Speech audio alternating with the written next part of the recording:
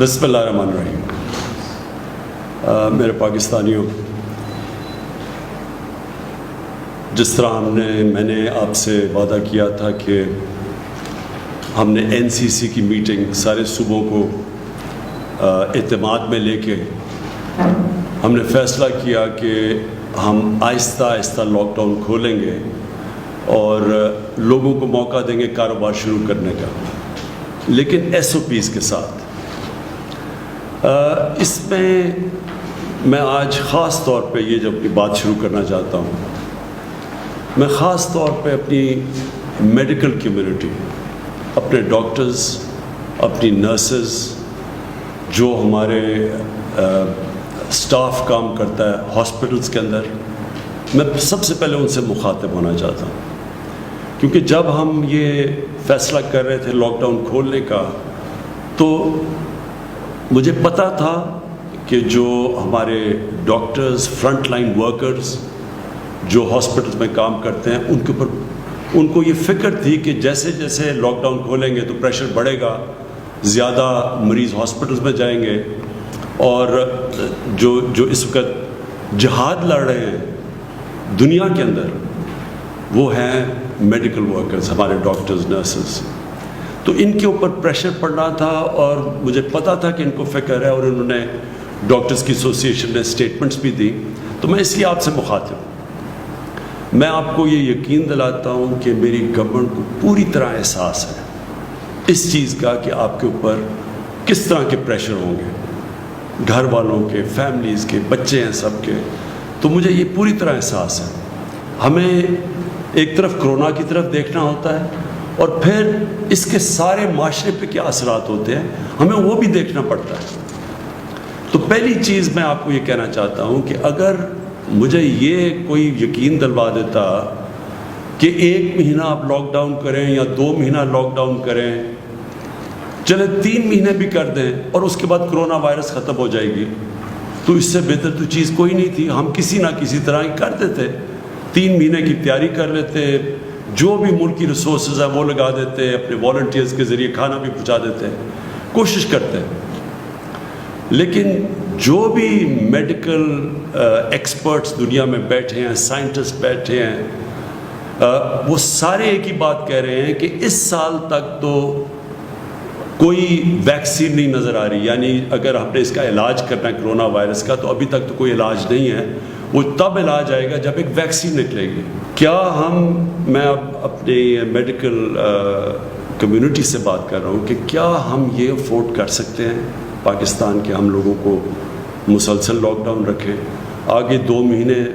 Lock down ہو چکا ہے، تو کیا 1 مہینہ اور رکھتے اور پھر 1 مہینہ اور رکھتے؟ یہ کیوں نہیں ہم کر سکتے؟ یہ تو پاکستان ہے جس کے اوپر ابھی میں آنے لگا ہوں. آپ وہ ملک دیکھیں جن کے پاس بے تحاشا پیسہ ہے، اور پیسے کا بھی میں پھر موازنہ کر دوں کہ پاکستان نے مشکل سے ہم نے $8 ارب کا اسٹیمولس پیکج دیا اپنے لوگوں کو جو کہ متاثر ہوئے اس لاک ڈاؤن سے، جو بزنسز ہیں. ہمیں پتہ ہے کہ بڑھیں گی، ہمیں پتہ ہے کہ کرونا کے کیسز بڑھیں گے ابھی، لیکن ہمیں یہ بھی پتہ ہے کہ اگر ہم نے آج ان لوگوں کو روزگار نہ دینا شروع کیا، تو ہمیں کرونا سے زیادہ یہ لوگ بھوک سے مرنے کا ہمیں زیادہ مسئلہ بنا ہوا ہے. مجھے ایز پرائم منسٹر 10 دفعہ سوچتا ہوں ہر روز کہ کس طرح گزارا کر رہے ہوں گے وہ لوگ، وہ سفید پوش لوگ کیسے گزارا کر رہے ہوں گے. تو اس لیے میں اپنی میڈیکل کمیونٹی سے یہ کہنا چاہتا ہوں کہ باقی لوگ تو اپنی شاید اکانومی کو بچا رہے ہوں، ہم تو اپنے لوگوں کو بھوک کے مرنے سے بچا رہے ہیں. ہماری مجبوری ہے کہ اب کھولیں. تو اللہ کا شکر ہے کہ ابھی تک جو پروجیکشنز تھیں، اور یہ دنیا کے سے موازنہ کیا جاتا ہے کہ دنیا میں جس طرح کرونا بڑھتی گئی یا جو پیک کرتی گئی، اس کے مقابلے میں تو اللہ کا شکر ہے کہ ابھی تک ہم پروجیکشن سے نیچے جا رہے ہیں. اور ہمارے ابھی بھی جو ہاسپٹلز ہیں ان میں جگہ ہیں، ہمارے پاس وہ پریشر نہیں پڑا جو کہ ہاسپٹلز پہ پڑنا چاہیے. لیکن میں یہ آپ کو کہہ دوں کہ یہ بڑھیں گے کیسز، یہ ہم مینٹلی پریپیئر رہیں. لیکن ہم جو ابھی تک ہماری پلاننگ ہے، ہم انشاءاللہ ہماری جون کے اینڈ تک ہماری جو ہاسپٹل فیسلٹیز ہیں وہ اب تک ہم دیکھ رہے ہیں وہ انشاءاللہ یہ اس کا یہ جو ہماری انفیکشنز ہوتی رہیں گی اور اس کے مطابق جتنے لوگ ہاسپٹلز میں جائیں گے. اور آپ کو پھر سے میں یاد کرا دوں کہ کرونا جو وائرس کی جو ہم ایسٹیمیٹ کرتے ہیں کہ ہر 100 مریض میں سے ہر 100 وہ لوگوں سے جن کو انفیکشن ہوتی ہے ان میں سے صرف 4 یا 5 کو ہاسپٹل جانے کی ضرورت پڑتی ہے.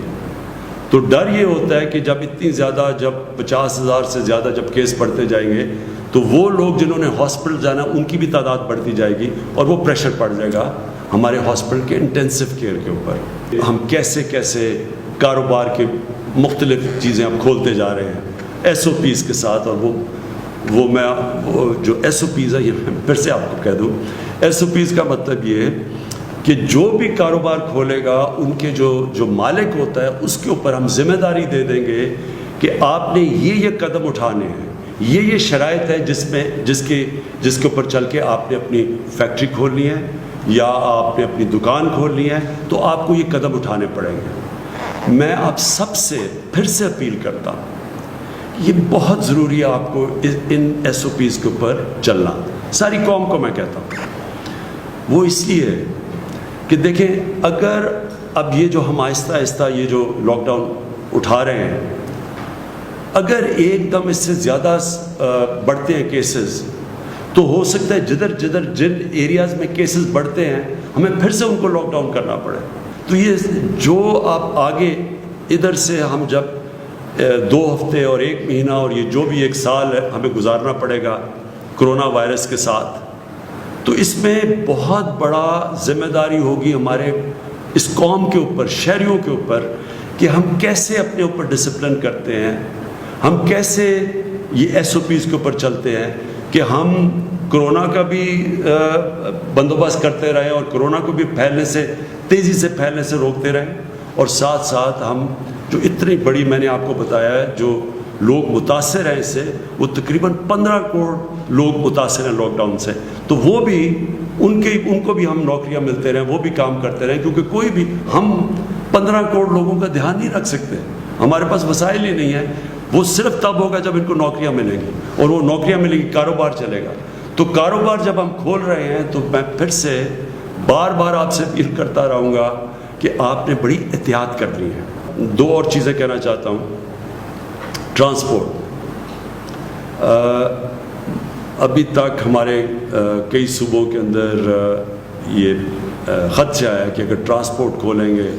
ڈسٹرکٹ میں, انٹر ڈسٹرکٹ کی ٹرانسپورٹ کھولیں گے تو وائرس زیادہ تیزی سے پھیل جائے گی. میں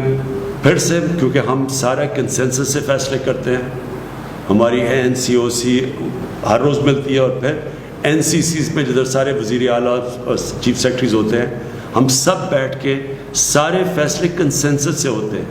وہ جماعتیں ہیں جو اپوزیشن میں بھی ہیں, جو ہمارے ساتھ نہیں ہیں, ہم سب کو اپنے یعنی کوئی فیصلہ یہ نہیں کرتے کہ جدھر ہم یہ سمجھیں کہ کوئی ایک صوبہ نہیں مان رہا, تو کنسنسس سے فیصلے ہوتے ہیں. اس لیے ابھی تک پوری طرح ٹرانسپورٹ کے اوپر فیصلہ نہیں ہو سکا, کیونکہ 1-2 صوبوں کے یہ خدشات ہیں کہ اگر آپ کھولیں گے ٹرانسپورٹ تو یہ وائرس پھیل جائے گی. ہم تو ہماری طرح کے لوگ تو گاڑیوں میں پھر رہے ہیں ابھی بھی, ہم تو کہیں بھی جا سکتے ہیں اپنی گاڑیوں میں, لیکن ایک غریب آدمی, ایک مزدور, وہ تو جس کے پاس گاڑی نہیں ہے اس کے لیے تو پبلک ٹرانسپورٹ چاہیے. تو جب ہم پبلک ٹرانسپورٹ بند کرتے ہیں تو ہم یہ یاد رکھیں کہ ہم ایک غریب کی زندگی مشکل میں ڈال رہے ہیں. کئی دفعہ اس کو ٹرانسپورٹ چاہیے ہوتی ہے کام کرنے کے لیے, دیہاتوں کے لیے اس کو کہیں جانا ہوتا ہے, کہیں مزدوری کرنی ہوتی ہے, کہیں وہ فیکٹریوں پہ جا رہا ہوتا ہے, اب کنسٹرکشن سائٹ پہ جا رہا ہوتا ہے. تو جب ہم ٹرانسپورٹ بند کرتے ہیں سمجھ جائیے کہ ہم سب سے زیادہ نقصان اپنے غریب آدمی کو پہنچا رہے ہیں. اس لیے میں پھر سے سب سے ریکویسٹ کرتا ہوں کہ پبلک ٹرانسپورٹ کھول دیں. جو آخر میں بات کرنا چاہتا ہوں کہ مزدوروں کے لیے جو مجھے سب سے زیادہ احساس ہے کہ ہمارے لوگ جو بے روزگار ہوئے ہیں, میرا جو پرائم منسٹر کا جو